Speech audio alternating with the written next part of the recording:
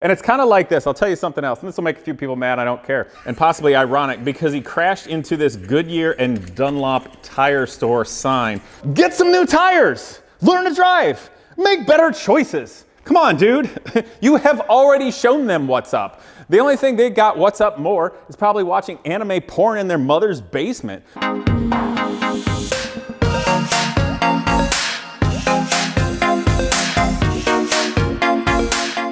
What's up, people? Well, today I want to talk about why only idiots wreck Dodge Vipers. Now, I've been a Viper owner for a long time. I've, of course, got my blue with white stripes car that many of you all have seen and like. It's the intro to my channel over there with the Hennessy wing.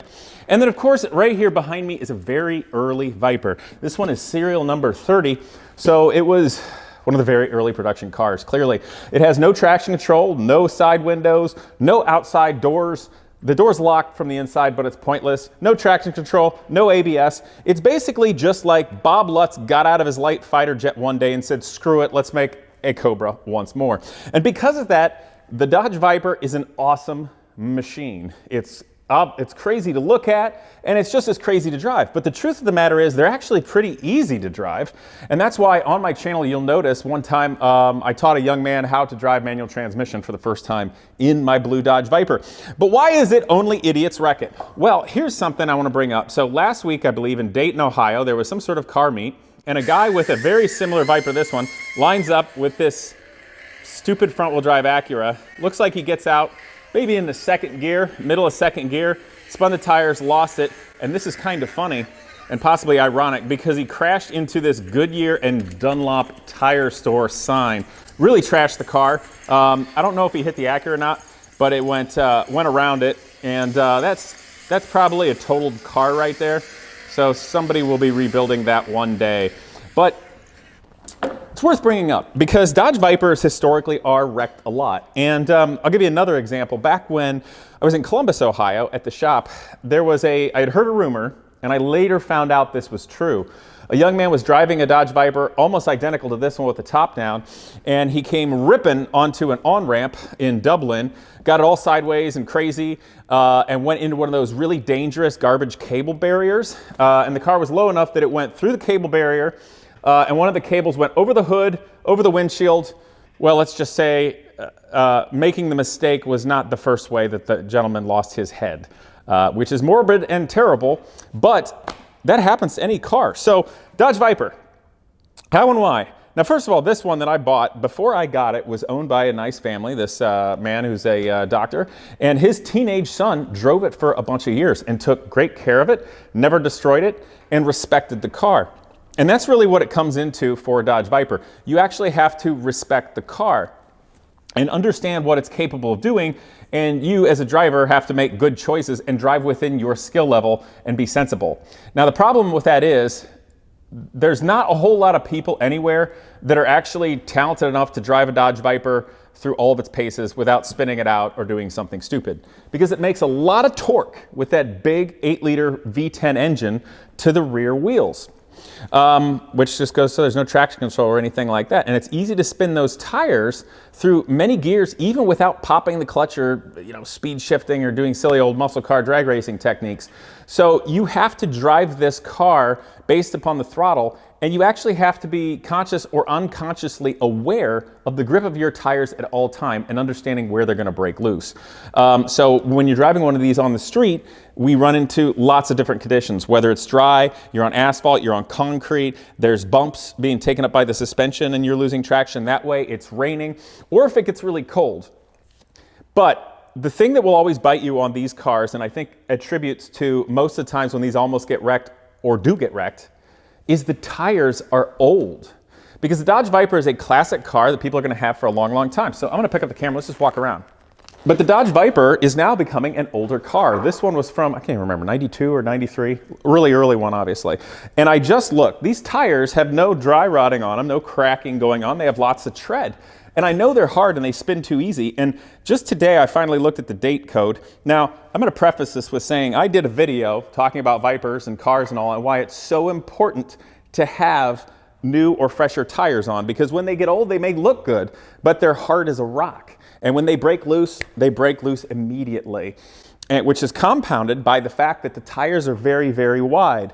So even though this car only weighs a little bit over 3,000 pounds, because the tires are so wide, it's spreading less load per square inch on the tires than if it was something with half the size. So with a car like this, if the tires are cold and hard, or if they're old and hard, when they go to spin, it's easier to do it in that way. And actually, I realized these tires on here, even though they look good, and I'm very embarrassed to say this, I just realized these tires are from 2002. They're 20 years old. It is a nightmare and a piece of garbage. And I knew that because it doesn't have much traction.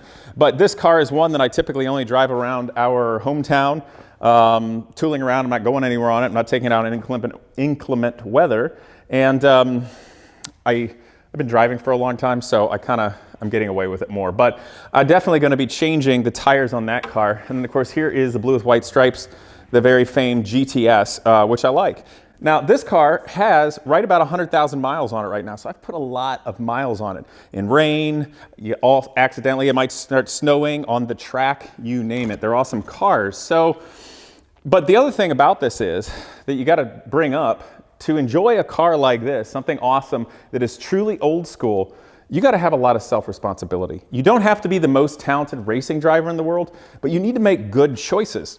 And because these are big, burly, nasty cars, people would say it's a man's car, which actually I might joke about, because perhaps the Dodge Viper, or the early ones with traction control, is actually a woman's car, because women tend to make more sensible decisions than the idiot that wrecked his racing. So who knows, maybe the Dodge Viper is in fact better suited to a woman making better decisions and not thinking with their lower brain, because that's not how that works. Anyway, but so the guy that wrecked his, stupid, what are you doing, dude? You already won. You are in fact driving a Dodge Viper, 8 liters of America, of an awesome, not a ragged out piece of crap little Acura front wheel drive car that's got the wheels in the wrong place to actually have any weight transfer that any idiot can drive, which is clearly evident by that video. So you go out and you race them in a Viper and then lose it because you're too excited or you want to show the kids what's up? Come on, dude. You have already shown them what's up. The only thing they got what's up more is probably watching anime porn in their mother's basement. And that's probably also the closest they've ever gotten to kissing a girl, too. Just have your Dodge Viper and enjoy it. And an even better way to win for you Viper guys, and this is going to say too much, is just mess with people like that. The little Honda dweebs, just get rid of them. Or line up beside them, make some noise, and then start saying crap like the Gunny Sergeant in Full Metal Jacket. They won't be able to deal with it. You just be like, wow, how tall are you? 5'10"? Cool. I didn't know they stack shit that high. And then they get all flustered, and then you kind of act like you're going to go, and you just pull away normally, like Marty McFly in Back to the Future 3, although he put it in reverse, which is a famous line, Back to the Future 3, when he decided not to race him and ruin his life for racing needles and crashing into the Rolls Royce or whatever. He just threw it in reverse and went backwards. He could have just sat there, but it was more dramatic for the movie, of course, doing that. And then so his girlfriend Jennifer says to him, I can't remember what she said to him, but Marty goes, did you really think I was going to race that asshole? No, you already won. So I like racing. I like closed circuit racing. And it's possible a time or two in my life, not on a closed track, I may have shown some people what's up, including a kale-eating driver of a white Tesla that wanted to show me what's up when I was driving my wife's Maserati. Turns out a Maserati knows what's up. But that's neither here nor there. You got to make good decisions. And it's kind of like this. I'll tell you something else. And this will make a few people mad. I don't care. So there was a smooth-talking, gravelly-voiced used car salesman from down south. The guy himself, a really ratty, not really a NASCAR, but it looked like a NASCAR, and decided he was going to be just a jerk and drag my name and Gina Scrodge's name through it and play unfairly and not do anything sporting or nice. So we pulled out. So I'll quote the Marty McFly quote. Did you really think I was going to race that asshole? I already won. We already won. So Dodge Viper people, what are you doing? You know, get some new tires. Learn to drive. Make better choices. And if you don't know how, listen to the woman that might be riding with you in your passenger seat, because one, you do drive a Dodge Viper, and there's a good chance that you are able to attract a mate, unlike the people in a ratty little Acura front-wheel drive, bang, bang, bang, fart can toy. Yeah, so let them influence you to make better, positive decisions. And then you won't be on a video for all the world to see and automotive journalists to say how stupid you were wrecking a car in a race. Because not only is the officer just going to look at that and give you a ticket for failure to control, you're also going to get it for racing. Smart. Okay, that's it. I'm like the dad of the car world internet. Yes. So I got to clean the oil filters or air filters on this thing, and I just put a new battery in it. I need to get new tires. These tires are terrible. But I hate to say it, but I kind of like it because it's a lot easier for me to power slide everywhere since I mostly just drive this car around the country and town. But yeah, you need new tires. And oh, I can't work on my car. I'm putting this down. Don't look at my junk. Okay, here we go. And by junk, I meant I need to sweep the floor.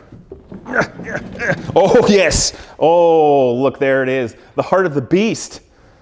Also, I need to get a new breather air filter on that. I zip tied a Scotch-Brite pad to it, so nothing went in there. Okay, guys, I hope you kind of enjoyed this.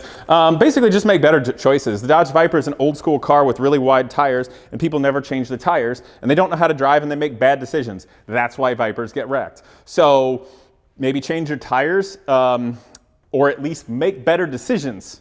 And if you wreck your car, I don't know what to tell you. It can happen sometimes. My blue one actually got wrecked, but it wasn't my fault. A woman in a Nissan Versa, instead of turning right like she was only illegally allowed to, decided she wanted to try to make it across 5 lanes of traffic illegally while I was driving probably 45 miles an hour on Sawmill. Yeah, I broadsided her. Couldn't avoid it. But the car is back, and that's great. But we can do better, guys. That's it for now. You guys should like and comment and subscribe, or dislike and troll and don't subscribe, or better yet, unsubscribe. Either way, it'll all sort out. See you guys next time.